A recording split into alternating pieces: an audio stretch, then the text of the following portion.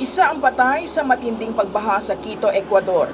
Nagtulong-tulong ang mga first responders at mga residente para alisin ang makapal na putik sa kanilang mga kabahayan matapos ang naging malakas na pagulan.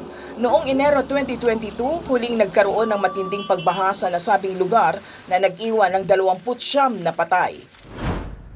Nababahala ang mga residente at otoridad sa Costa Rica matapos tumaas muli ang ibinubugang gas at abo ng Poas Volcano. Natuyo na rin ang crater lake ng bulkan. Isinara na rin ng mga otoridad ang access papunta sa crater matapos silang makatanggap ng mga ulat ng kaso ng respiratory problem mula sa mga residente.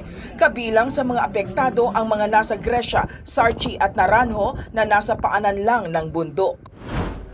Lumagda sina Ukrainian President Volodymyr Zelensky at Finnish President Alexander Stubb ng isang long-term agreement on security cooperation.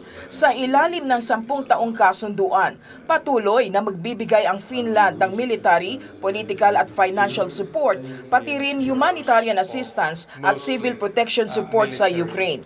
Ang nasabing kasunduan ang pinakabago sa sunod-sunod na commitments na nilagdaan sa pagitan ng Ukraine at mga mahalaga nitong kaalyadong bansa sa kanluran. Joyce Salamatin para sa Pambansang TV sa Bagong Pilipinas.